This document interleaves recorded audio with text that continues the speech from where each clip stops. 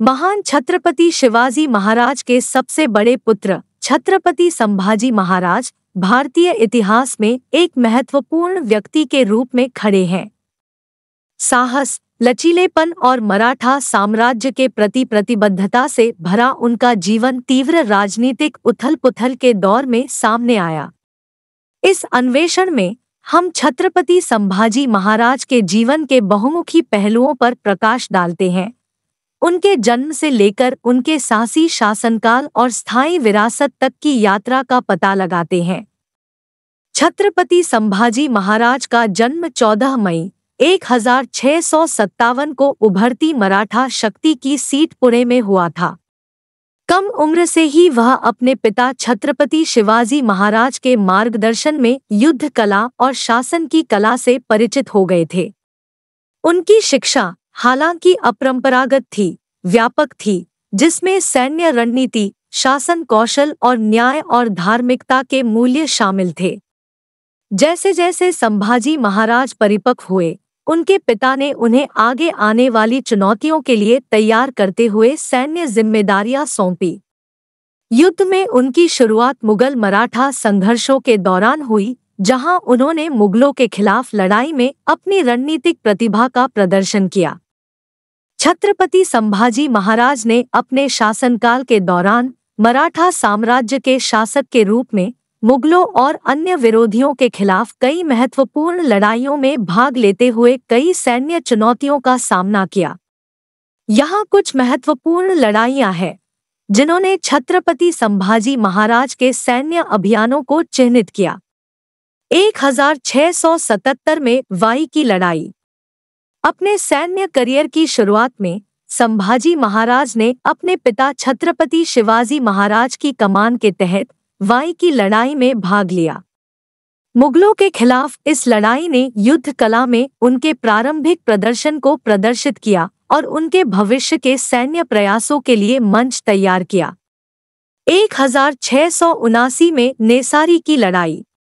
1680 में छत्रपति शिवाजी महाराज के निधन के बाद संभाजी महाराज को नेसारी में अपनी पहली बड़ी सैन्य चुनौती का सामना करना पड़ा।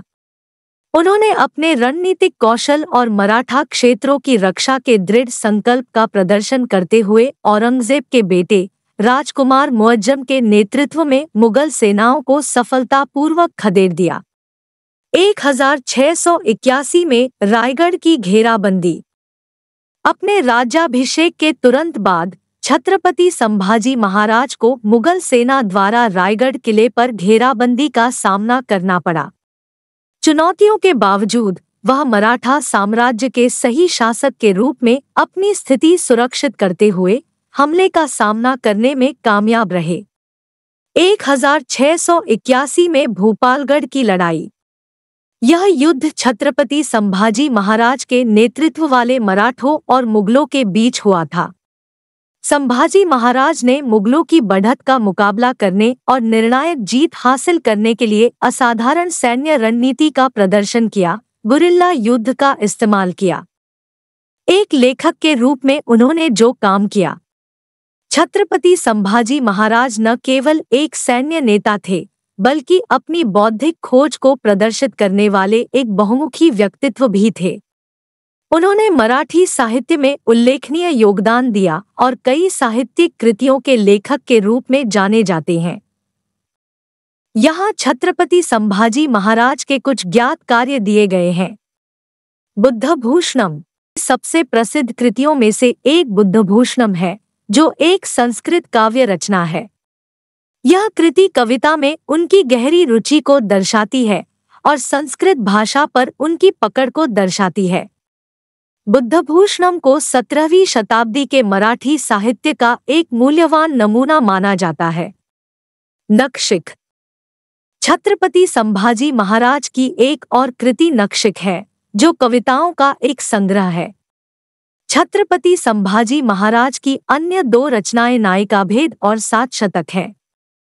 यह ध्यान रखना आवश्यक है कि साहित्य में उनका योगदान न केवल उनकी बौद्धिक क्षमताओं का प्रतिबिंब था, बल्कि मराठों की सांस्कृतिक पहचान को संरक्षित करने और बढ़ावा देने के प्रति उनकी प्रतिबद्धता का भी प्रदर्शन था। छत्रपति संभाजी महाराज की साहित्यिक खोज उनकी विरासत का एक अभिन्न अंग बनी हुई है, जो युद्ध के मैदान से परे उनकी रुचियों की गहराई को दर्शाती है। मराठी भाषी क्षेत्र के साहित्यिक और सांस्कृतिक परिदृश्य में योगदान देने के उनके प्रयास इस गतिशील और बहुआयामी ऐतिहासिक शख्सियत की कथा को और समृद्ध करते हैं। छत्रपति संभाजी महाराज की पकड़ और उसके बाद की घटनाएं, जिससे उनका दुखद अंत हुआ, मराठा इतिहास में महत्वपूर्ण और मार्मिक अध्याय है। अपने ही लोगों द्वारा विश्वासघात। छत्रपति संभाजी महाराज को आंतरिक संघर्षों और विश्वासघातों के साथ एक जटिल राजनीतिक स्थिति का सामना करना पड़ा। फरवरी 1689 में छत्रपति संभाजी महाराज को मुकर्रब खान के नेतृत्व में मुगल सेना ने संगमेश्वर के पास फंसा लिया था। उन्हें पकड़ लिया गया और बाद में मुगल बादशाह औरंगजेब को सौंप दिया गया। कारावास और यातना।